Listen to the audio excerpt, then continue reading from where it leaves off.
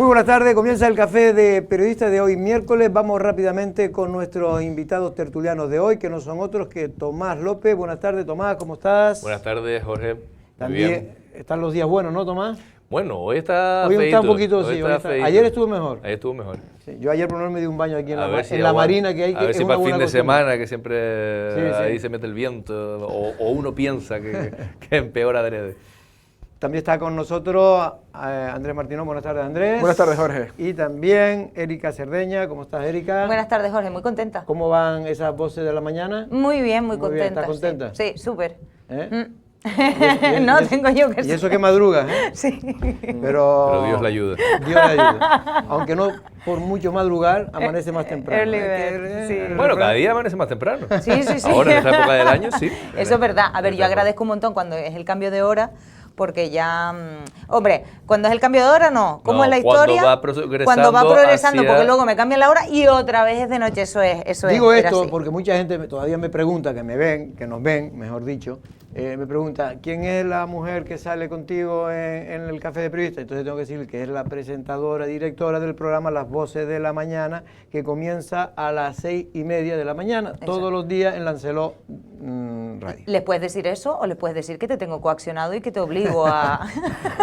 Hacerla Es más pública. divertida mi respuesta, pero bueno. Sí. Bueno, vamos con los temas que para analizar hoy. Bueno, ya muy recurrente, Andrés, creíamos que se había cogido ya a los pirómanos, pero que se haya cogido a pirómanos no significa que no haya todavía gente que le gusta quemar contenedores. No, sí, la verdad que, mira, ahí están imágenes. En la calle, no sé si... Llagabo. Bueno, ahí Llagabo y con... Hay un colegio, ¿no?, que se llama Llagabo, ¿no? Eso es la zona de las canchas de la zona de Salinas, del barrio de las Salinas, detrás de la parte del Marítima. Vale. Y son 5 contenedores que ardieron, bueno, con gran potencia, 3 orgánicos y no sé si era uno de vidrio y otro de papel. Afectó también a parte de la acera y a parte de una pared que había en el lugar. Los bomberos acudieron, fue esta madrugada. Y sí, parece que nunca se van en Lanzarote. Además regresan a Recife. Si se decía que hubo una semana que fue en Playa Blanca o lo que sea, pero lo normal es Arrecife. Me imagino que también se estará investigando. Afortunadamente no pasó nada, como suele ser. Proporcionalmente sí tengo entendido que es una de las islas donde más contenedores se queman. No sé si tiene algo que ver con que somos una isla muy volcánica, pero lo cierto es que aquí el fuego se tiene cierta admiración, por lo que veo, porque no hay día que no queman un contenedor en Lanzarote. Y menos mal que en esa zona no está pegada, por lo que estoy viendo, no está pegada a las casas, ¿no? Es como una especie de... Eso da a una especie de... Hay una especie de circuito de educación vial, ¿no? Vale. Para ir los niños también con bicicletas y demás. Y en una zona de canchas deportivas, pero bueno, es un populoso barrio. El barrio de las Salinas tiene mucha población, pero ahí no estaban pegados justo a un edificio. Decimos Sí. intencionado porque a la hora de la mañana que fue, un contenedor no puede ser otra cosa, vamos. Bueno, Erika, no sé si sabrás si sabes, porque eso yo te lo vi hoy en la radio, que en este caso el Partido Popular, en boca de Jacobo Medina, había denunciado las condiciones o las malas condiciones que se encontraban las instalaciones del CATE, donde se recibe inicialmente a los inmigrantes que vienen en pateras a la isla de Lanzarote. Es unas instalaciones que pertenecen al Estado, por lo tanto la gestiona el gobierno de Pedro Sánchez, y la verdad que estaba en una situación un poco, según las fotos que nos mostraban, un poco, en fin, como para mejorarlas, ¿no? Hoy hemos hablado con el director insular de la Dirección General del Estado, lo que antiguamente se conocía como el delegado, la figura del delegado del gobierno insular, en este caso con Pedro Viera, que es del Partido Socialista. Y él nos decía que ya desde hace, más allá de esta denuncia, se había propuesto o hay un dinero para poner unas instalaciones, digamos, modulares fijas en esa zona frente o al lado de la Policía Nacional.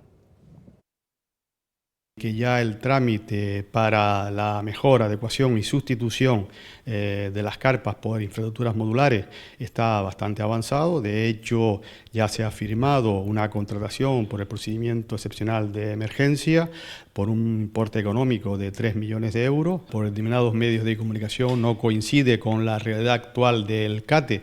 El CATE ha atendido a las personas que han llegado en las últimas embarcaciones de acuerdo a los protocolos establecidos frente a la política que hace el Partido Popular en materia de inmigración, basada fundamentalmente en colocar muros de hormigón en nuestra frontera o poner la armada en nuestras costas, o la última ocurrencia del señor Feijóo, que coincide prácticamente con la extrema derecha, de colocar campos de deportación al más puro estilo Meloni.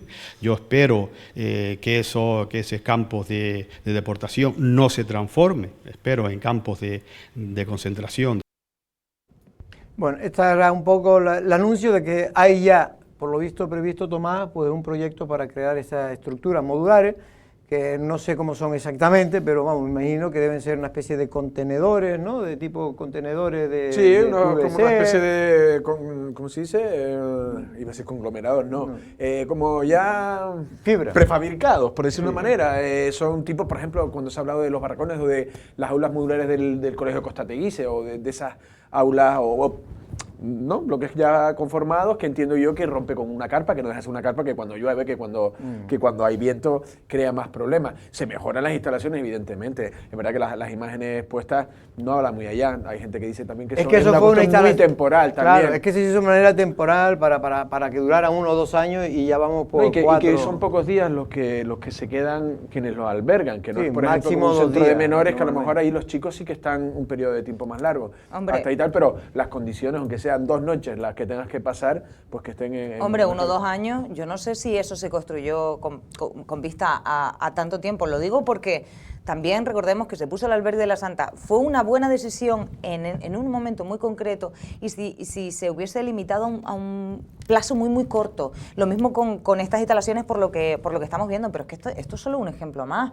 O sea, el Gobierno de Canarias ha tenido que, y en este caso el Estado, porque esto pertenece al Estado, pero al final los recursos se han ido poniendo a medida que ha venido más volumen, ¿no? Sí, de inmigración, que yo creo que es una muy buena noticia que lo hagan de una forma más Pero permanente. yo lo que creo es que cuando se justificó, porque sabes que, Tomás, cuando se puso este centro, pues surgieron muchas críticas contra la instalación, sobre todo que se pusiera ahí, en una zona céntrica de la ciudad, que no era el mejor sitio y tal. Se hizo por tema de que, como faltan policías nacionales, pues los policías nacionales fueron los propios que pidieron que estuviera la infraestructura lo más cerca posible a la propia comisaría.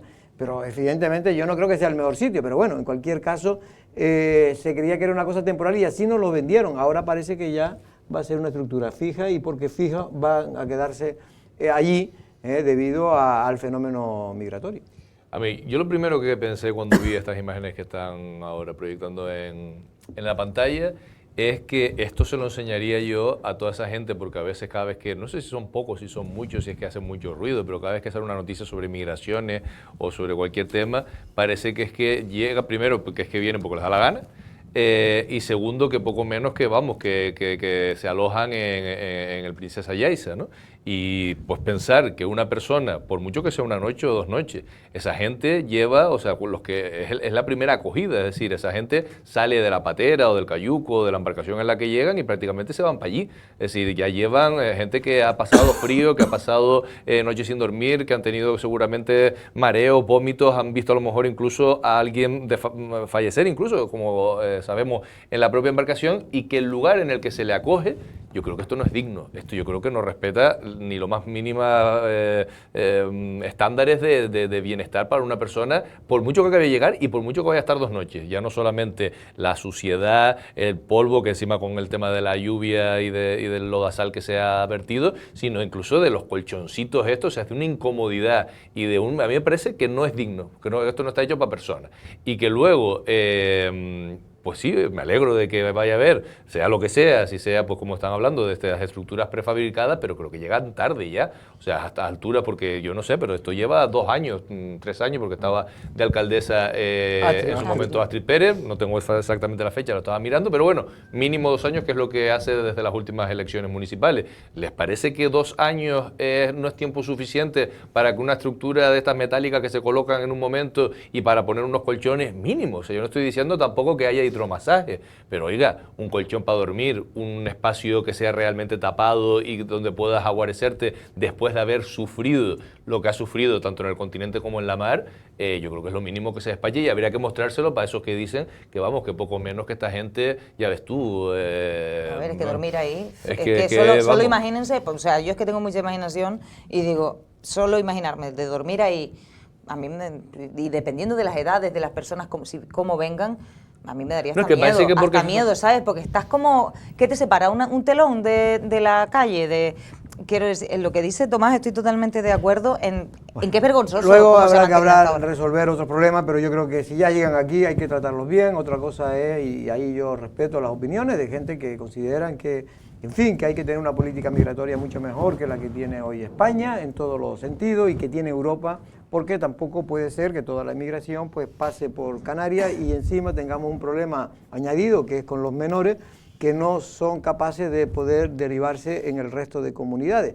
Ahora el propio Estado también, el propio Tribunal Supremo ha pedido al Estado que le informe al gobierno de Pedro Sánchez qué pasa con los 1.200, en este caso jóvenes, menores, que han pedido asilo político y que tenían, por imperativo legal, tenían que haber sido trasladados a instalaciones del Estado, ya sea en Canarias o en otra zona de No, y yo a mí lo que me llama la atención es cómo luego desde el Estado se le llama la atención al gobierno de Canarias por cuando se le ponen pisos, como el otro día que veíamos como era el del último de Playa Honda Huime, que evidentemente si hay un conflicto entre chicos y queman cosas o tiran cosas será circunstancial y puntual, pero esto sí que, yo no he visto al país, que el país sí vino a hacer fotos de la Casa del Marino y demás, que eran pues cosas de papeles y colchones que se habían quemado en un pasillo, es que eso no se puede hacer, pero el gobierno de Canarias está intentando abrir determinadas instalaciones, no muy grandes, y con el esfuerzo que conlleva. Y luego esto el Estado lo opone, te lo impone, porque ya Astrid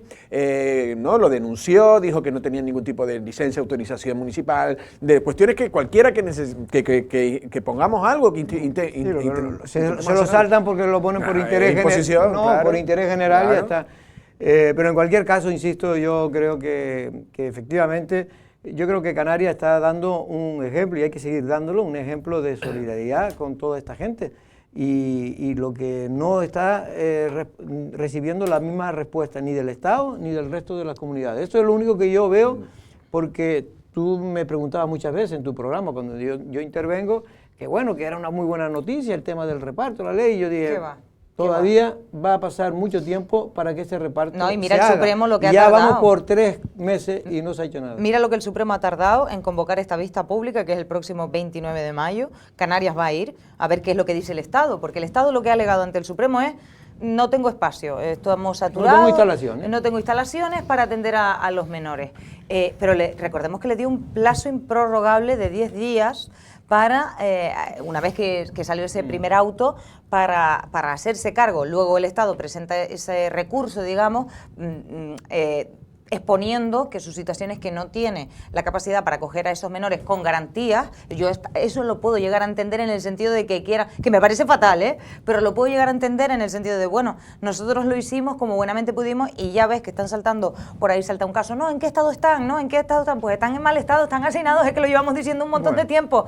Y que sea el 29 de mayo, ¿cuánto tiempo ha pasado desde que el Supremo le dijo al Estado, háganse cargo, aunque sea de este millar de menores que solicitantes de asilo, que insisto, que no estamos hablando ni siquiera, antes Tomás expuso un poco el perfil de esas personas, cómo llegan, que los solicitantes de asilo y encima menores están tienen una situación crítica de verdad, de que hay que intervenirles psicológicamente, hay que acompañarles en un montón de cosas, vienen huyendo de conflictos bélicos, vienen huyendo de situaciones gravísimas, incluso familiares, vienen huyendo de sus propias familias. Entonces, oiga, de sistemas autoritarios, ninguno de nosotros lo aguantaría, perdón, Jorge. Bueno, que tengo más temas y hay que tratarlo porque también hay una buena noticia, hay que dar a veces buena noticia, Tomás. En este caso, el Ayuntamiento de Madrid ha adoptado, o va a adoptar, porque creo que primero tiene que discutirlo en la comisión pertinente, prohibir o paralizar cualquier tipo de actuación, obra o modificación de la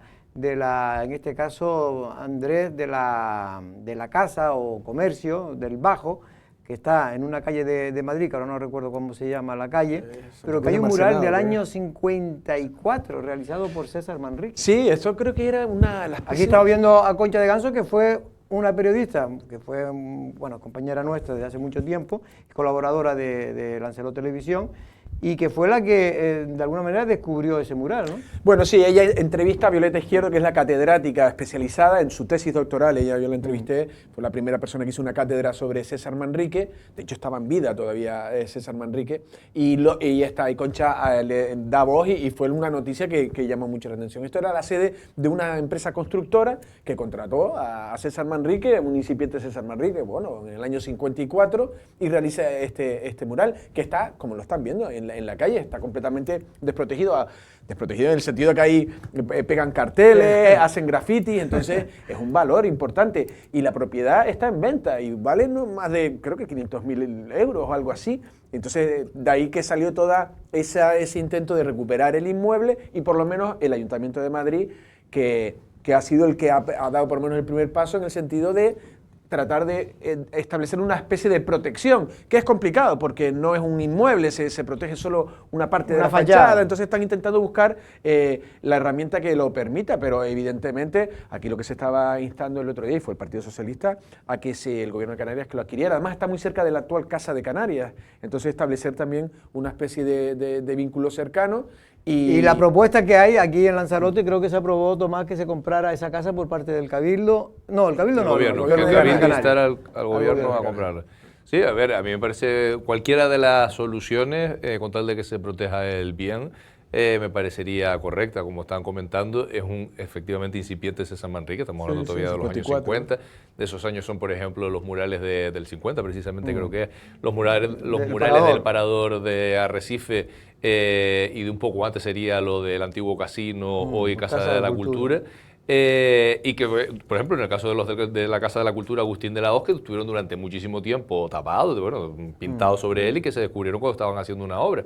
Quiero decir que es un artista que que murió César con 70 y pico años, supongo, ¿no? De 19 al 92, pues soy malo para matemáticas. Yo le hice la última entrevista, creo que tenía 69 años. Pues sí, a lo mejor no sé si 60 y largos, 70 y pocos, ¿no? Pero bueno, que a lo largo de todo ese tiempo, digo, que fue un creador que, o sea, muy prolijo en su obra, y que además se puede observar en toda esa obra pues la evolución, y yo creo que el conservar una parte todavía muy figurativa, ¿no? Todavía no estaba en la abstracción en la que luego se irá unas décadas más tarde, de este mural en Madrid, además la capital del estado, donde vivió, donde además pues estudió Bellas Artes. Yo creo que para los lanzaroteños en general, y en general también para el mundo del arte canario y de la cultura canaria, es interesante que este tipo de obras se conserven y se cuiden. Bueno, cambio de tema. Asolán, que es la patronal turística de Lanzarote, Erika ha solicitado que se instale en Canarias, pero especialmente en la isla de Lanzarote, los Uber, los VTC, que son los vehículos de transporte sin conductor. Con conductor, que los otros son los rentacar. No se lo vayas a quitar. Sí, con conductor. En este caso, ¿qué te parece la idea? Ellos dicen que, dado que no se está solucionando el tema o que sigue agravándose el tema del servicio del taxi, del transporte público del taxi, pues que no sería mala idea que se instalaran los Uber y en general los VTC. Creo que Asolán, y yo lo he dicho aquí otras veces y ya lo voy a decir como todos juntos, yo creo que Asolán ahí hace esa reivindicación, yo creo, como en forma de llamar la atención de, oye, hay que buscar soluciones al tema del taxi. No lo puede, no es que Asolán quiera que entre en este tipo de VTC, es que no lo pueden evitar, ni ellos ni nadie.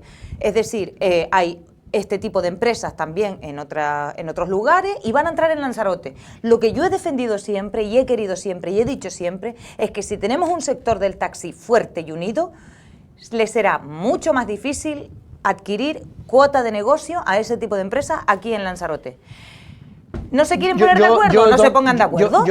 Van a entrar y serán... Yo de todas maneras creo que aunque el servicio del taxi lo haga muy bien, va a venir porque... Yo también lo creo. Esto, yo recuerdo aquí cuando la discusión de las grandes superficies comerciales, ¿no? Y que se hablaba, y yo era de los pocos periodistas que decían que se iban a instalar sí o sí, porque es una cosa de ley de vida. Y se instalaron todas y muchas más de las que yo incluso creía que podían instalarse, digo, de superficies de grandes comercios.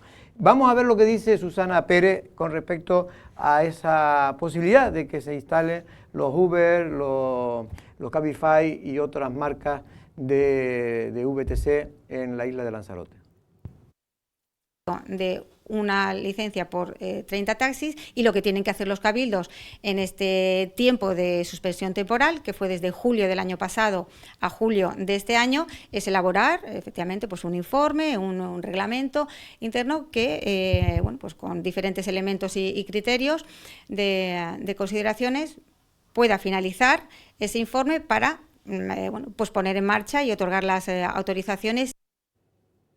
Porque creo que la noticia donde está Tomás es que inicialmente, creo que en Canarias era una licencia de VTC por 30 licencias de taxi, pero creo que Europa ha abierto el mercado y dice que se puede instalar todos aquellos que quieran instalarse.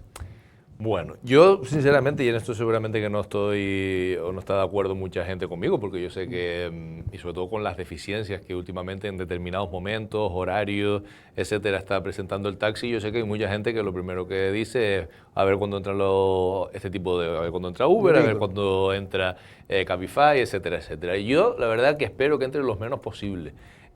Porque creo que es mejor que la gente tenga, aunque es verdad que también muchos son asalariados, que no son los dueños de la licencia y que por lo tanto sus condiciones laborales a veces tampoco diferirían mucho a lo mejor de un trabajador que lo haga para Uber, pero yo aspiro a que sea gente de aquí, que tenga su licencia, de aquí me refiero que viva en Lanzarote, antes que una multinacional, que esté todo lo regulado posible. Ahora, creo que para eso también el sector del taxi se tiene que poner las pilas para que no haya tanta gente deseando que llegue Uber y Cabify. Y también las instituciones, no solamente el sector del taxi, es decir, si a un municipio le corresponden X licencias por la población que tiene, no puede ser que sigamos con X licencias menos 200 para mantener un mercado absolutamente saturado en el que llamas para cualquier cosa y ni te cogen el teléfono o no te llega o se forman unas colas, en fin, todo esto. Yo creo que esto debe servir más como llamada de atención al sector del taxi. Luego, si finalmente terminan entrando, que como ustedes dicen, seguramente sí, porque si están en otros lados, Canarias forma parte del mismo entorno económico y regulatorio, también espero que sea con unas normas que sean similares a los de los taxistas, porque también creo que estas VTC se benefician de una cierta desregulación. Por ejemplo, el otro día decían que cuando la caída del tendido eléctrico, de la tensión eléctrica, el apagón que se dio en la península ibérica, aprovecharon para subir de manera desmesurada los precios. Oye, pues tampoco me parece. Si yo como taxista pone que tengo este tramo aquí y que esto es urbano y tengo que cobrar a no sé cuántos euros el kilómetro y de aquí para aquí es interurbano y cobro no sé qué, oye, no puede ser que usted, vale, cuando hay, o sea, que en función de oferta y demanda vaya decidiendo precios o ese tipo de cosas. Creo que si juegan todos tienen que jugar con similares reglas. Yo sé que son sectores, pero sí que compiten en el mismo ámbito, que es el de un señor que quiere llegar a un sitio en coche. Entonces tiene que, tanto a nivel sueldos, a nivel regulación de precios y todo lo demás, seguir unas pautas y unos, en fin, jugar con reglas similares. Porque si no, también se puede dar lo que creo que ha pasado en otros muchos sectores, que es que el pez grande se come al pez chico y cuanto más grande se hace, también más abusa al final del consumidor. Yo en cambio... O sea, yo recuerdo cuando parecía que viajar o sea, cuando por ejemplo las aerolíneas de bajo coste regalaban los billetes, hasta que se quedaron solo las bajo coste y terminan diciéndole al cabildo que si no me das no sé cuántas perras para ponerte un anuncio no sé qué, dejo de viajar a Lanzarote y te pongo el billete todavía más caro que lo que... ¿Me entiendes? O sea, lo bueno es que haya competencia y para que haya competencia todos tienen que trabajar con unas ciertas normas y no solamente decir ahora lo que toca es Uber y que Uber luego haga lo que le da la gana hasta que hace desaparecer al taxi de Lanzarote. Yo en cambio lo que creo es que va a mejorar el taxi de Lanzarote cuando venga Uber, es decir, eso es una opinión personal, porque siempre que se ha puesto competencia ha mejorado el otro. Nunca la competencia hace que empeore, sino que tú a no ser que te lo traigas, las pilas. A no ser que le des tantas ventajas a la competencia, quiero decir, a eso nuevo que aparezca, que el otro se haga inviable o se haga complicado y se quede solo. Sí, pero porque ha pasado en algunos sectores. Pero en Madrid, por ejemplo, se opusieron. Era obvio que se iban a oponer cuando empezaron los VTC. Y ahora conviven de aquella manera. De hecho, a veces pides un Uber y te viene un taxi. O sea, que los propios taxistas trabajan con las plataformas de la propia Uber. Está bien, está bien. No, lo que quiero decir por es eso hay que poner la que misma el servicio norma. del taxi ahora en Madrid funciona muy bien. El taxi, el público, el normal, el corriente. Yo creo que la competencia es buena. Ahora lo estamos viendo con lo de la gasolina. Fue Franqui, me acuerdo, cuando era consejero, Sebastián Franqui, socialista, que dijo: necesita Lanzarote tener low cost de gasolineras, y se ha visto que la competencia hace mejorar a todos, nos hace mejorar a todos. Yo siempre recuerdo, no sé si decir marcas de supermercados, ¿puedo decir marcas de supermercados? Bueno. Di alguna el Hiperdino de Valterra tenía un aparcamiento que le daba el sol, y hasta que no puso Mercadona al lado, no le puso una sombrilla, y eso me lo reconoció a mí Javier Puga en una entrevista. Pues sí, hasta que tú no lo ves, no mejoras. Entonces yo estoy de acuerdo en que hay que crear competencia. Y los taxis siguen sobreviviendo con los Uber. Yo creo que es positivo, y además que el taxi además está tensando mucho. Ya son empresarios o hoteleros que ya cada vez siempre se defiende al trabajador y demás, que en verdad no es un trabajo, es un autónomo, es un pequeño empresario el taxista, porque luego crea también puestos de trabajo, como decías tú, que bueno, con otras condiciones. Pero bueno, yo creo que aquí ya hay una voz que está saliendo y diciendo: oye, es que tú me perjudicas a mí. Yo tengo clientes que salen con un estrés para volver al aeropuerto porque es que no le das otra opción. Y luego también es verdad lo que dice Tomás, el servicio público obliga a estar en paradas, a tener una centralita, a hacer una cuestión, además de luego regular, no sé si bien impuestos y demás. Pero es que luego muchas cosas no se están cumpliendo. Claro, si tú no cumples con determinados servicios... El primero que no ha cumplido han sido los políticos. Porque lo que no hay derecho es que en 25 años se hayan creado, yo creo que 30 licencias de taxi, 30. Es normal cuando ha crecido esta isla prácticamente el doble en 25 años de habitantes y de necesidades y de turistas. Es que no tiene un pase. Y yo lo siento mucho porque tengo muchos amigos en el sector del taxi. Insisto, y San Bartolomé es un ejemplo de lo bien que funciona el taxi, a excepción del aeropuerto, cuando viene mucha gente que no hay capacidad. Y yo creo que funciona peor incluso en las zonas turísticas, cuando hay mucha gente y no un taxi que van vacío o que llegan allí con un cliente de San Bartolomé, lleva un cliente a Yaiza y regresa vacío. Es que esto, hasta de la manera ecológicamente hablando o pensando, no tiene un pase. ¿Cómo va a venir y gastar usted combustible y venir vacío 40 kilómetros? Hombre, es que esto no tiene un pase. Cuando hay gente esperando 1 hora o 2 horas, ¿qué servicio es ese? Y eso tiene que cambiar, y los taxistas tienen que estar convencidos de que esto tiene que hacerse, y que los taxistas tienen que ser los primeros. Soy de los que digo que tienen que ser los primeros que ellos den el primer paso para mejorar el servicio. Y yo sé que no lo han comentado aquí, tal vez porque sea poco relevante, pero luego está y por eso cuando yo hablo del sector del taxi fuerte, hablo de generar confianza entre la gente, de generar la confianza de decir: si yo llamo un taxi va a venir, claro. Si yo pido un taxi, si viene un taxi en vacío, me va a recoger. Es que ahora no lo sabes, es que tú te levantas a las 6 de la mañana para coger un taxi porque tienes el avión a las 7:30 y no sabes tú. Sí, no puedes reservar, no puedes llamar desde el Pero ¿por qué digo esto? Por la confianza. La confianza hace que tú elijas entre la competencia. ¿Y por qué digo esto? Lo que has dicho de las gasolineras. Yo todavía no tengo nada en contra de ellas. Seguramente tengo prejuicios infundados, como lo quieran llamar. Yo no he puesto gasolina de momento en una gasolinera low cost. Yo he puesto, y no es que tenga una en específico, tampoco es que vaya a ser muy fiel, pero... Tampoco coge mucho el coche. Pero tengo que ponerle gasolina cuando le pongo gasolina. Pero tú siempre le pones 20 euros. Sí, es verdad, no te lo voy a negar, igual que tú. Pues, pero a lo que yo voy es que a mí, por algo que yo no sé explicar, esto es una cosa de consumidora o de usuaria, me genera más confianza el ir a mis gasolineras de siempre, a las 3 o 4 que yo tengo aquí más o menos afechaditas, que yo digo, estas son las mías, que les compro la chocolatina también y les compro tal. ¿Me ha venido bien que bajen el precio? Por supuesto, igual que a todos, pero sigo poniendo gasolina en ellas. Tengo confianza en determinadas por los servicios. A esa confianza me refiero, a que a lo mejor yo voy a preferir un taxi y llamar a un taxi por confianza, por una confianza que a lo mejor no me genera Uber. Personalmente me cuesta pedir Uber, pero también es verdad que yo, a diferencia de ustedes, ni se me ocurre meter el DNI ni la tarjeta de crédito aquí dentro, nunca. Yo lo llevo todo aparte, soy una anticuada en eso, pero lo hago por una cuestión de confianza y de convicción en las cosas que creo. Entonces, yo pediré un taxi si funciona bien. Pero de todas maneras, un pequeño apunte. Venga, rápido, Las low cost porque también, antes hablamos de compañías aéreas o como puede ser una gasolinera. También se puede convivir y las empresas, por ejemplo, ahora no voy a decir marcas multinacionales que vienen con electrodomésticos.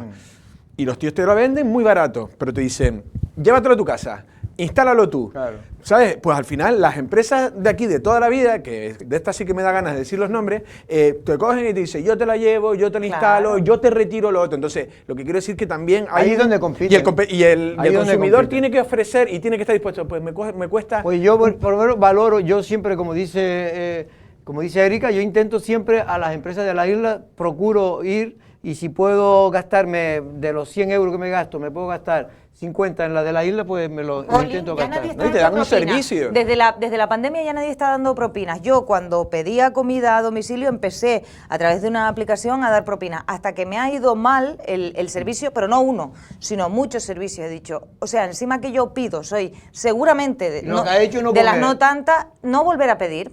Es decir, si quiero algo, voy al restaurante, lo compro y me lo llevo, lo pido para llevar. Para mí es una comodidad por cómo trabajo, por mis horarios, el poder que me lleven la comida a mi casa, sí, pero si el servicio es malo, fíjate que yo estoy dispuesta a darte una propina cuando la gente ya ha perdido la costumbre de dar propina. Tú no das propina. Sí, que sí,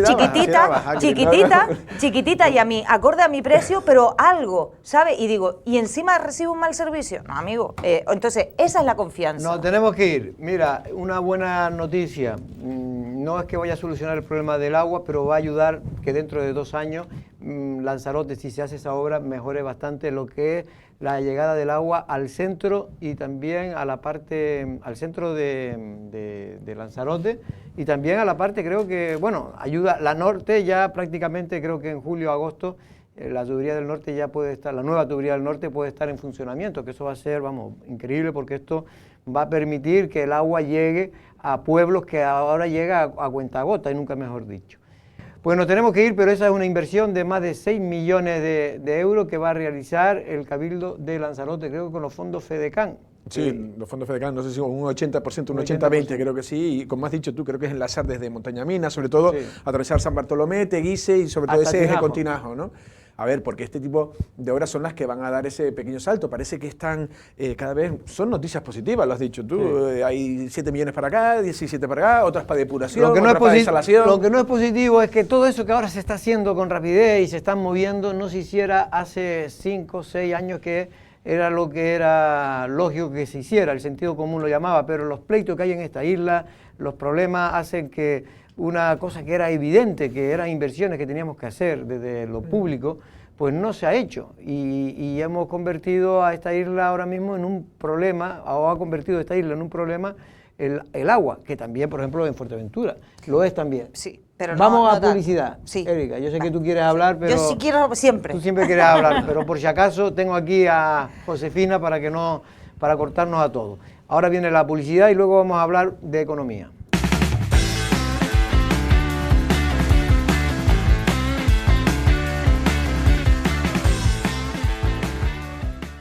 Bueno, pues ya estamos en la segunda parte del Café de Periodistas. Vamos rápidamente con el invitado, es nuestro compañero, amigo, en este caso director, periodista también, director de la revista La Gaveta Económica. Muy buenas tardes, ¿cómo estamos? Muy buenas tardes. Bueno, Antonio, pues me gustaría hablar contigo de algunos temas de actualidad, económicos, porque tu revista precisamente habla todos los meses de esto. Bueno, hay un dato que salía hoy con respecto a la inflación, y es que más o menos se está conteniendo el tema de la inflación. Eso realmente es porque yo lo que veo cuando voy al supermercado es que cada vez me cuesta más el aguacate. Yo sé que en Tenerife cuesta más barato, pero aquí cuesta 6, 7 euros el kilo. Es que el gasto en agua en el cultivo del aguacate es considerable, ¿eh? No, con lo de la inflación pasa una cosa muy curiosa, que es que la gente habla de que se rebaja la inflación y en realidad lo que hace es que los precios no crecen tanto. Claro. Porque seguimos, por eso lo correcto es que la gente cuando va al supermercado diga, pero ¿cómo es que están bajando si yo sigo viendo Pagando los precios un poco más? Es verdad que no crece a la misma velocidad que antes, pero la inflación sigue. Porque es verdad que llegó a suban los crecer precios. en épocas de hace, bueno, cuando todo el tema de Ucrania y tal, de la guerra, el Sí, inicio. no por eso, pero sí. Sí, pero 2 dígitos llegaron a ver, ¿no? Incluso el 10, el 11% Sí, en algún mes. en algún momento determinado. Lo que pasa es que la inflación es siempre un fenómeno monetario. Lo que se produjo durante la pandemia de la COVID fue una emisión masiva de dinero que en algún momento empieza a llegar a las sociedades y a las familias y eso termina haciendo perder valor a todo, ¿no? Te hacía esta pregunta porque hay una sensación, yo no sé si es verdad o no, pero la sensación es que las clases medias cada vez son más pobres. ¿Eso es verdad? Sí, y además eso es lo que dicen las cifras. O sea, España lleva en un proceso de pérdida de clases medias, entendido además como el grupo de personas que pueden tener una vida sin demasiadas privaciones de manera continuada desde el año 2001, por ahí, 2002, ¿no? Eso que es bastante... Ahí empieza a percibirse esa pérdida de capacidad adquisitiva que es más pronunciada a partir de la gran recesión en el año 2008. Eso está pasando. Pero el contraste es que la economía sigue subiendo. Sí, pero también somos más. Es decir, la gracia está en que efectivamente la población ha crecido de manera muy notable. El PIB per cápita es lo que no crece en idéntica medida, pero el PIB sí porque somos más aportando, ¿no? Y creando. Digo esto porque hay un estudio, creo que era del BBVA, que salió ayer, creo que yo. días, sí. Ayer por lo menos lo conocí yo, y hablaba de que Canarias superará el 12% en su PIB, en este caso creando incluso más puestos de trabajo. Sí, los datos son un 3,4% de incremento este año, un 1,7% creo el próximo. No, es decir, un 12% me refiero con respecto a prepandémico, al año antes de la pandemia. Lo que pasa es que la pandemia fue, nuestra dependencia del sector turístico hace que esas cosas sean tan radicales en su comportamiento, ¿no? Es verdad que hubo una caída enorme y esa la hemos recuperado, afortunadamente. Bueno, no sé si ustedes quieren hacer algo con respecto a este tema. Perdón, Tomás, sí. No, yo si voy a meter la pata la voy a meter hoy, de verdad. Pero hablando fuera con Antonio, me dijo que le podía preguntar lo que quisiera, entonces yo más que preguntar voy a hacer una confesión. Ustedes están hablando de datos macroeconómicos, yo creo que a la ciudadanía en general nos importan los MIC. Bueno, lo que estaba diciendo Jorge, ¿no? Que los precios suben. Le hice una pregunta a ChatGPT hace unos días y le pregunté: ¿cuándo va a ser la próxima crisis económica que haga bajar los precios de la vivienda? Porque bajo mi punto de vista ese es el único, la única salida a un plazo razonable para que baje el precio de la vivienda, que es la principal preocupación, o una de las principales preocupaciones, si no la principal preocupación.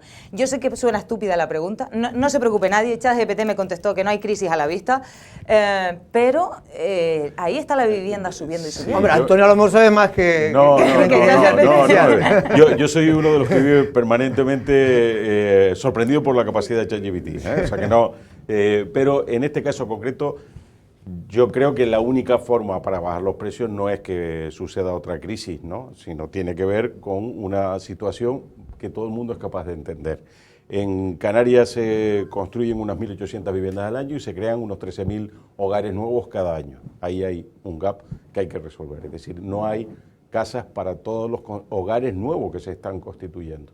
Entonces, la única fórmula, se pongan como se pongan, porque aquí están intentando ser muy creativos con cosas que ya sabemos que no han funcionado en otras latitudes, controles de precios, limitaciones en la compra de vivienda de extranjeros, eso no va a funcionar. Lo único que va a funcionar es una oferta masiva de vivienda. ¿Problema que tiene esa cuestión? Dos a mi juicio. Primero, el burocrático. Hay municipios en Canarias donde conseguir una licencia de ocupación, ya no digo la licencia de obra, lleva a lo mejor un año.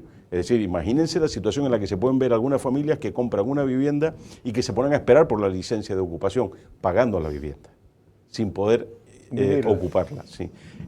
Una licencia de construcción, hay municipios en Canarias donde está 30 meses. Esa es una razón. O sea, esto es un cuello de botella muy considerable porque hemos considerado que sea así. Yo no he entendido nunca las razones para que sea así, pero esto es lo que hay. Y la segunda razón, que también me parece complicada, es que después del año 2008 se llevó a ser un sector completo, que fue el sector de la construcción. Entonces la gente que se dedicaba a eso dejó de entre otras cosas, a lo mejor no había alternativas, quiero decir que no es una crítica, sino que es un sector donde de repente todos los trabajadores que había, cofradores, ferrallistas y demás, desaparecieron. Ya no se querían dedicar a eso porque no había donde dedicarse a eso, porque fue, ya digo, un sector que se... O en islas como esta salieron de la isla. O salieron.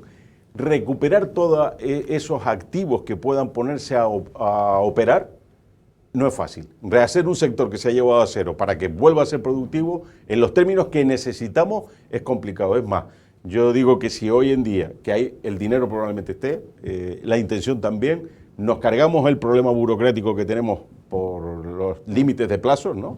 Que existen, probablemente no lo resolveríamos. Tampoco se podría porque resolver. hay que rehacer todo el sector. Hay algunas empresas que se dedican a eso, pero no tienen capacidad para todas las que necesitan. ¿Me estás dejando peor que ChatGPT? ¿Por qué? Porque no me... No, es casi mejor, pero es que es mejor eso que tener otra crisis. Lo sé, yo sé que es muy tremendista lo de la crisis, pero se habla, por ejemplo, de que efectivamente falta, pero se van a seguir creando hogares y se siguen creando hogares, y hablamos de crecimiento poblacional también muchas veces. Hay quien apunta que nuestra industria, la que nos sustenta, que es el turismo, tira del crecimiento poblacional, tira de que necesitemos buscar a gente que sepa idiomas, a gente que X, lo que sea, y eso hace que también crezca, sobre todo en Fuerteventura y Lanzarote, la población. Claro, con lo cual es como añadir más tensión a ese mercado ya tensionado de la vivienda. El horizonte, ¿dónde está para que la gente pueda decir... Bien, puedo, sobre todo la gente, estoy pensando más en gente joven, pero no tan joven, sino que puedan comprarse una vivienda, que una hipoteca sea mucho más asequible, que un alquiler, en fin. Las hipotecas serán asequibles en la medida que bajen los precios, y eso no se ve en el horizonte porque no hay viviendas. De hecho, hay algunos datos que son impresionantes, ¿no? Cuando dice una persona que pone su vivienda en alquiler, tiene 30 demandas de información, es que se tiene alquilado el inmueble al precio que quiera, ¿no? Porque esa es la presión que hay en este momento en el mercado, y es así. No, ahí no hay buenas noticias, quiero decirte, o nos ponemos aplicando todo el talento que exista al servicio de una causa que sería permitir vivienda y olvidarnos de todas estas cuestiones que están poniendo sobre la mesa, entre otras, porque me parece uno de los debates más perniciosos en este momento, que es que somos muchos y hay que limitar, eso me parece que no debería existir. Esto de intentar prohibir que los extranjeros compren viviendas en Canarias, me parece otra mala idea. Es decir, eso, pero lo que hay es que faltan viviendas y hay que ponerlas en el mercado. Mira, Tomás, que tú a la contra. No seremos muchos, ¿no? Yo creo que no. Mira, vamos a ver. Primero, yo estoy con el debido respeto a quien plantee lo contrario. Yo siempre digo que la carga de la prueba recae sobre quien dice que somos muchos, ¿vale? Entonces, si alguien dice que somos muchos, que me diga quiénes son los que sobran. No sea que alguien diga que soy yo el que sobra. Preferiría no escuchar eso. Así que prefiero que la carga de la... ocurrió una cosa, perdona Antonio, en los años, Tomás era joven cuando eso, en los años, bueno, finales de los 90, principios de los 2000, que muchos peninsulares decían el último que cierre la puerta, porque venían tanto que ellos mismos se daban cuenta que eran muchos, pero ¿quién pone el límite y quién cierra la puerta? Eso es justo a lo que me refiero con que hay que marcar quiénes, ¿no? Pero luego hay otra cuestión que a mí me parece también importante. ¿Cómo va a ser un problema las personas? ¿Cómo van a ser un problema de las personas? Las sociedades son prósperas donde las personas pueden estar creando permanentemente condiciones. Es decir, somos un montón de personas pensando. Eso es un capital para cualquier sociedad que se precie. El tema de la sobrepoblación. Singapur son 6 millones de habitantes. Tiene exactamente la misma dimensión que la isla de La Palma. Exactamente la misma dimensión que la isla de La Palma. No tienen problemas de sostenibilidad, hay zonas verdes, es un sitio donde se puede vivir. Quiero decir, seamos conscientes. Otra cosa es que digamos, es que preferimos ser 1.200.000 y pobres. Bueno, oiga, pues es una apuesta, ¿no? Pero no es verdad que cuanta más gente haya, más prósperos son. Sí. No, porque, por ejemplo, Canarias, si lo comparado con, lo que eso que llama la convergencia con la Unión Europea, cuantos más hemos ido siendo, la verdad que en estos últimos años hemos mejorado un poco, pero me refiero a los 2 últimos, pero se ha demostrado, o está ahí, el dato es que cuanto más somos, luego el per cápita, es decir, lo que cada uno tiene en su bolsillo, no ha mejorado. No, es que Sí, tienes razón. No estoy de acuerdo contigo. No, es que no te hago un examen. Estoy de acuerdo contigo. No, es verdad. Yo en eso creo que podemos estar todos de acuerdo. Porque para que eso funcione se tienen que dar una serie de condiciones. Por ejemplo, tener libertad para crear, ¿no? y para quedarme una parte de lo que yo genere. Es que vivimos en una sociedad cada vez más intervenida, donde hay menos capacidad y menos posibilidades de hacer cosas, de desarrollar planes personales, ¿no? Donde los gobiernos se dedican a decidir permanentemente en qué sectores se puede o no invertir. Es que no somos... Pero, por ejemplo, Singapur, ¿cuál es la base de la economía singapureña? Pues mira, ha ido por fase. Singapur es un mal ejemplo que solo sirve para decir, es un sitio donde no tienen problemas de sostenibilidad. Claro, pero ¿viven del turismo? Viven 6 millones de personas allí y son la segunda o tercera renta más grande del mundo en este momento. Pero no es una democracia. Es decir, es cierto que por eso digo que no sirve para ser el ejemplo. Pero no solo eso, sino que además en nuestro propio sector, digamos, tractor de la economía, es un sector que no creo yo que todo el mundo quiera ir a un lugar donde hay 6 millones de personas como viviendo en una isla como La Palma, quiero decir. O por lo menos eso nunca lo hemos vendido. Yo cada vez que veo una foto de Lanzarote, no sacan precisamente azoteas de, yo qué sé, de Valterra, Titerroyo. Ni las colas en Timanfaya. Ni las colas en Timanfaya. Lo que sacamos son playas, una persona y otra allí, un paisaje. Quiero decir, podemos compatibilizar esa propuesta de que aquí no sobra nadie, obviamente. Es decir, nosotros vendemos el paraíso. Nosotros, claro, con que... Que no haya nadie. Un poco sí, un poco sí. Que por lo menos que no nos incomode la convivencia con los demás. Claro, son dos cosas. Yo digo, el ejemplo de Singapur vale solo para decir que no hay un problema de sobrepoblación per se. Esta tontería que se repite tanto con un término que es de la ciencia física, que es lo de la capacidad de carga, que cada vez que un político dice eso, se muere un gatito, ¿no? Porque es un concepto de la ciencia física, no es un concepto... Y de las sociales también, me imagino que influirá, luego son las adaptaciones. Luego son las adaptaciones más o menos creativas. Pero no son conceptos... no hay un concepto de, oiga, en La Palma cabe no sé cuánto, pues si no se hunde. Es que aquí hubo un presidente de gobierno que dijo que las islas eran como un barco que si entraba más gente de la que cabía se hundía. Dicho por un presidente de gobierno. Figurado. O sea, si te falta el agua, como falta en Lanzarote muchos días, muchos pueblos. Es que volvemos un poco de hundimiento hay, ¿no? O sea, hundimiento... No hundimiento físico. Vale. Claro. No, pero lo que habría que hacer es poner la infraestructura. Claro, pero ahí toma... Yo lo que sí digo es que seamos sensatos y discutamos lo que hay que discutir, en el sentido... pueden caber. Otra cosa es que podamos llegar a la conclusión de que no nos gustaría unas islas así, o que no nos interesa, pero que el concepto en sí mismo de sobrepoblación o capacidad de carga me parece que son conceptos Yo tenía discutibles. otra pregunta, que no tiene nada que ver con esto, rápido. Con respecto al informe este de BBVA que dice que Canarias se prevé que sea la autonomía que más crezca en 2025, al mismo tiempo que nos dan ese dato, también es verdad que todos sabemos que la economía canaria es muy vulnerable en el sentido de que depende de un solo sector y además es un sector muy pendiente de cualquier cosa. Solamente hay que ver, pues, yo qué sé, la COVID para ver cómo nos afectó. Yo, en cambio, enciendo cualquier medio de comunicación y me da la impresión de que cada día estoy al borde del precipicio, que si los aranceles, que si no sé qué, o sea, ¿se va a mantener el ritmo de crecimiento o por lo menos que no se produzca nada contrario, una bajada del crecimiento de la economía canaria en este contexto? Es previsible, pero lo que no sabemos cuándo. Vale. No, es previsible. Sí es verdad que hay una cosa que se suele repetir mucho, que es esto de la vulnerabilidad de la economía canaria por su dependencia excesiva del turismo.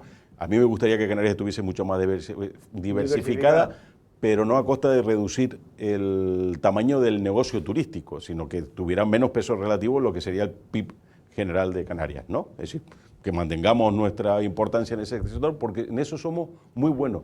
Y es razonablemente resistente. Es verdad que COVID es un capítulo extremo, pero no fue solo el turismo, fueron todos. No, pero 2008, o sea, por hablar, la crisis financiera internacional también hizo que este archipiélago no tuviésemos que ir. Sí, mucha gente se fue, lo que decían ustedes. Sí, pero en el 2011, por ejemplo, que fue la segunda caída de la crisis, el turismo fue lo que nos mantuvo, porque en aquel momento fueron recordarán perfectamente, todos los problemas estos de nuestros competidores de Túnez y demás, efectivamente, y Canarias mantuvo bien el tipo porque en eso somos muy buenos, porque depende de ciertas cosas, algunas muy importantes, por ejemplo, que el sol no depende de los políticos, con lo cual sigue saliendo, es una pequeña ventaja que seguimos teniendo.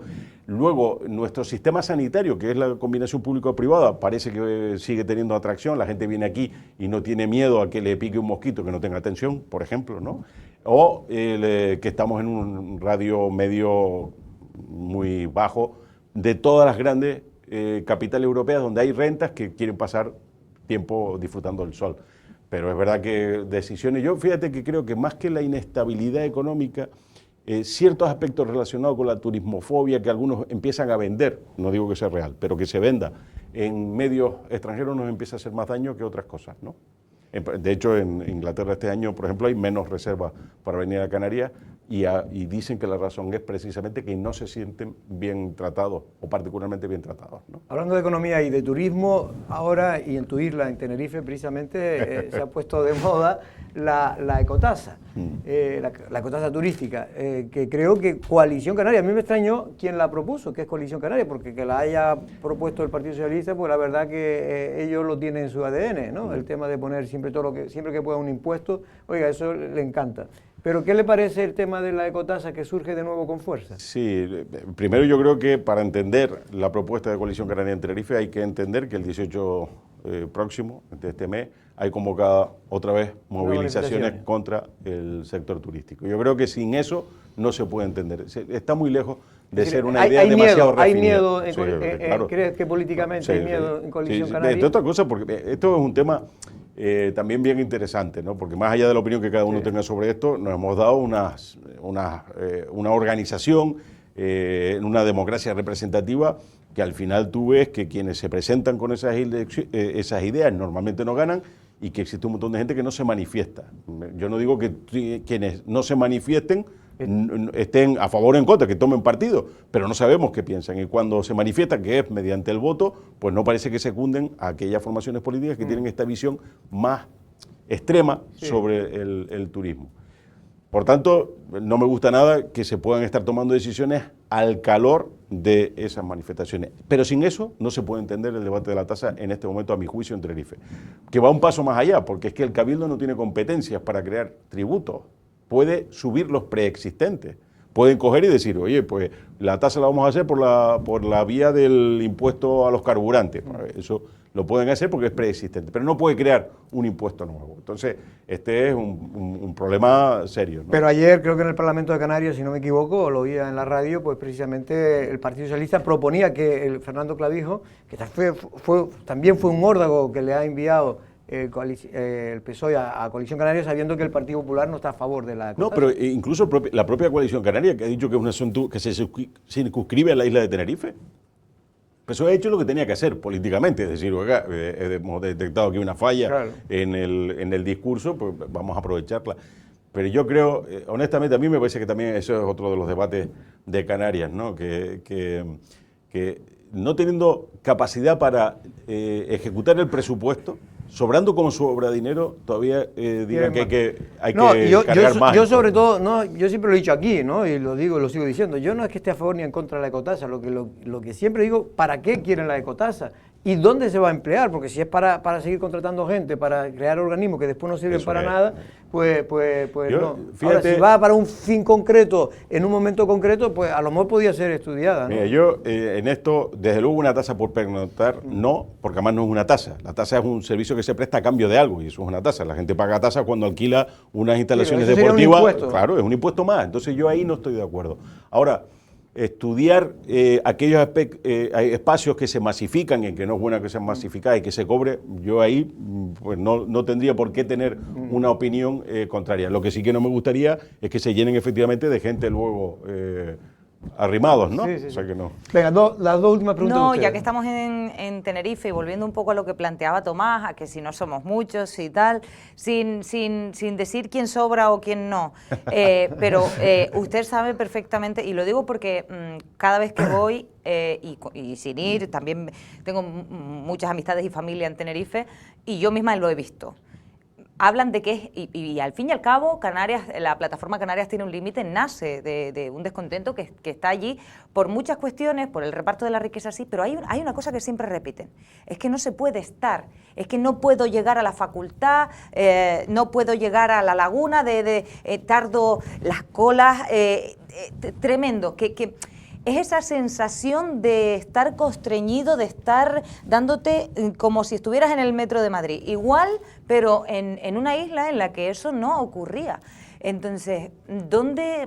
Claro, y lo vemos, estoy poniendo el ejemplo de las carreteras. Tú dices, ¿dónde está el límite? No, estoy poniendo el ejemplo de las carreteras, pero lo mismo pasa. La gente dándose codazos, lo que decíamos antes, para encontrar una vivienda. La gente dándose codazos para conseguir el empleo. La gente dándose codazos. Entonces, ¿dónde está el fallo? O sea, si le encuentras sentido a ese movimiento, a Canarias tiene un límite y a ese descontento que tiene la gente de decir, es que no puedo, es que hay una zona geográfica limitada con una serie de espacios protegidos, que eso no lo podemos obviar. No sé cuántos hay en Singapur, pero aquí hay muchos. No, Entonces, en Singapur no sé si existe como concepto el espacio protegido, pero no tienen problema de eso.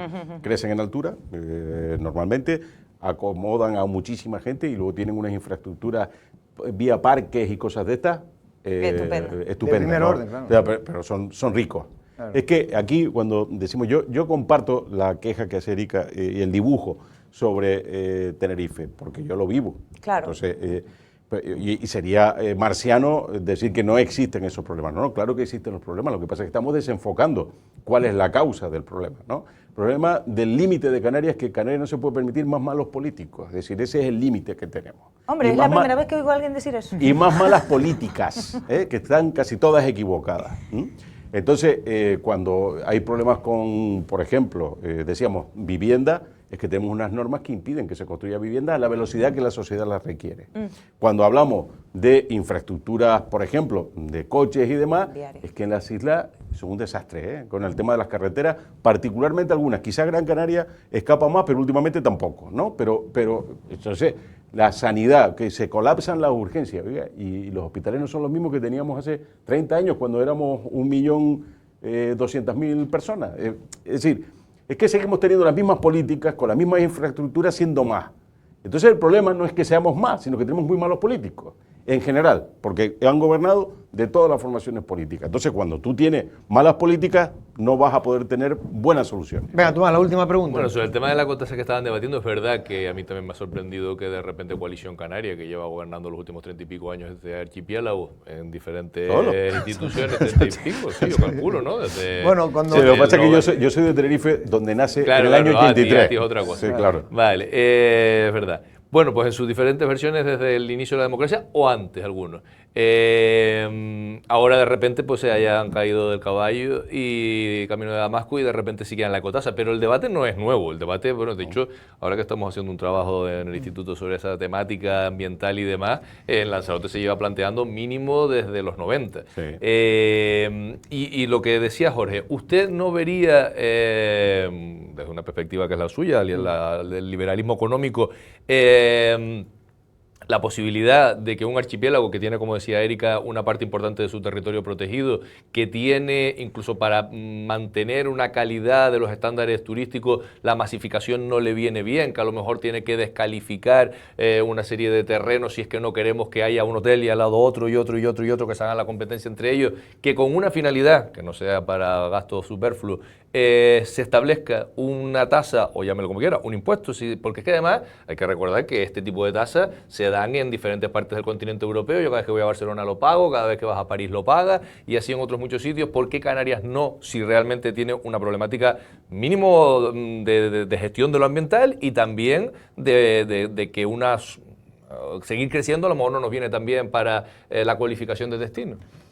Primero un matiz, yo no soy solo liberal en lo económico, soy liberal, sin apellido. Vale. Como aquí estamos hablando de economía. Sí, es verdad. Y además, normalmente los liberales casi siempre nos sentimos más cómodos hablando de economía que de otras cosas, pero no, yo solo no pienso en modo liberal para temas de economía. Pero dicho eso, es muy interesante porque son todos los argumentos que se esgrimen siempre en favor de la famosa tasa. Yo solo digo que en el año 2000, que antes estábamos... El presupuesto de la Comunidad Canaria era unos 5.600 millones, 6.000 millones de euros al año. Lo ha duplicado. Sobran 1.000 y pico millones de falta de ejecución presupuestaria. Entonces, yo primero gestionemos lo que tenemos y luego pensamos en cómo incrementar la coacción fiscal, ¿vale?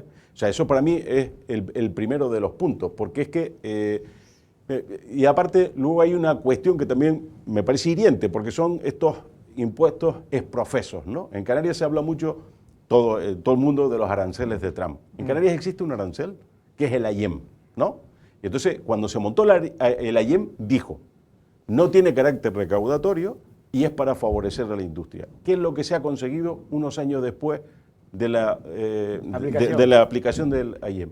Bueno, que va por 280 millones de euros la recaudación. Oiga, para no tener carácter recaudatorio, parece que no nos ha salido mal la jugada, ¿no? Y no ha servido tampoco y no sirve para la industria porque su peso relativo es cada vez más bajo. Por tanto, los experimentos con gaseosa, y luego el argumento que más me gusta, porque es seguramente el más intuitivo, esto de que en todos los sitios existe una tasa turística, las tienen los destinos que son únicos en el mundo. O sea, Venecia la tiene porque todo el mundo quiere ir a Venecia, aunque sea una vez en la vida. Londres la tiene porque tiene 40 millones de visitantes y es una forma de restringir el acceso, porque además suelen ser tasas normalmente elevadas en precio. Nueva York, porque todo el mundo va a Nueva York, aunque sea una vez en la vida, ¿no? En Barcelona tiene la guasa en este momento que o te atracan los hoteles o te atracan en la calle o las dos veces, ¿no? Porque tiene unos niveles de seguridad que son bastante cuestionables si tú dedicaras la tasa al fin, por ejemplo, de resolver los problemas de seguridad que tiene Barcelona. Canarias tiene una competencia enorme. Por tanto, yo digo, oiga, pensemos si quieren en eso, pero primero todo lo que he dicho antes sobre recaudación, eficacia y ese tipo de cosas. Y luego los experimentos con gaseosa, porque nos puede salir mal. Pero tampoco vamos a decir esa frase del jefe de la patronal tinerfeña de hay otros sitios que están cobrando 300 euros y no sé qué. No sé, probablemente no sea verdad y a los no, porque en ese tipo de frases, y no sé si en lo que usted dice, sí, tampoco creo que tengamos aquí que competir con los más desgraciados. Quiero decir, Canarias tiene que, es verdad que sol y playa hay en otros sitios, pero creo que tenemos que aspirar a algo más y a lo mejor una tasa también se permitiría si es que nos creemos que Canarias no es cualquier destino de sol y playa, sino un destino, y sobre todo no compararnos con los países subdesarrollados que también... No, pero nosotros tenemos la ventaja de que estamos si quieres, casi a la altura geográfica de destinos que pueden competir con nosotros en peores condiciones. Y tenemos las mismas condiciones que ellos, pero mejores. Entonces, no arriesguemos nuestra condición. Aquí hay un debate, porque además en el Parlamento esta semana se dijo, por ejemplo, no, es que Canarias prescinda de los turistas con menos poder adquisitivo. Oiga, es que en Inglaterra, donde se cobra toda la semana, ¿no?, las familias van apartando sus libras para cuando llega el momento de tomar las vacaciones, que no las perdonan, mirar cuánto dinero tiene y deciden en función de eso dónde van a veranear. ¿Por qué ese turista nos va a molestar? Pregunto, o sea, ¿en qué momento nos convertimos en unos clasistas? ¿No? En esto de, no, que solo vengan los ricos. Pero es que en el mundo no hay tantos ricos como nos gustaría. Gente que venga a Lanzarote a jugar al golf con yate, es que eso son habas contadas y eso se pelean todos los destinos por ello. Igual ese no es nuestro nicho, que también podemos aspirar. Pues mira, Lanzarote está haciendo cosas interesantes, tema de gastronomía, gente que quiera venir para conocer la Jeria, ese tipo de cosas pueden funcionar, pero son habas contadas en un mundo muy abierto y muy competido. Yo digo, hombre, el sur de Tenerife tira por el turismo ruso, por ejemplo. Sí, además, pero y eso no contradice nada mi argumento, sí, ¿no? Quiero decir que yo estoy, sí. Quiero decir, tiran bueno, claro, ahora estamos en una situación muy no, con los rusos ahora mismo es muy complicado, porque además siempre lo fue por el tema de los visados y ahora porque los embargos a la Rusia de Putin traen estas cuestiones. Pero es verdad, pero fue un hotel el que hizo esa apuesta primera y luego fueron todos los demás. Siguen viniendo, ¿no, Rusia? Lo que hay mucho, hasta donde sé, y algo sé de eso, es gente que vive, son rusos que viven allí, en Tenerife, que algunos sí, se quedan allí, las familias las tienen aquí, aunque ellos estén en... Pero lo que quiero decir es que Canarias ha creado en distintos, yo es que desconozco Gran Canaria, pero ha creado espacios, digamos, para atraer. Puerto del Carmen es un destino predilecto para irlandeses, por ejemplo, y se les arropa de esa manera. El propio ayuntamiento apuesta por ello. Sí, claro, a eso me refiero. ¿Y hace bien? Claro, pero imagínate, Irlanda tiene 4,5 millones de habitantes, ¿no? ¿Cuánta gente, qué mercado puede haber si tú dices, no, ahora vamos a poner una tasa para que no vengan tanto? Pero a lo mejor resulta que estamos machacando un mercado en el que somos buenísimos, ¿no? Es que los experimentos con gaseosa, porque corremos riesgo, y eso es lo que más miedo me da. Bueno, nos tenemos que ir. Muchas gracias, Gracias. Erika, también a Tomás Gracias, hasta la semana y que a viene. Antonio Salazar, que es el director de la Gaveta Económica. Muchas gracias, Antonio, por estar Muchas aquí. gracias a ustedes. Y bueno, hay mucha gente que seguramente no está de acuerdo contigo. Bueno, Posiblemente en esta isla más todavía, pero es bueno también escuchar la otra cara de la moneda, sobre todo en los temas económicos. Nosotros regresamos mañana con más temas.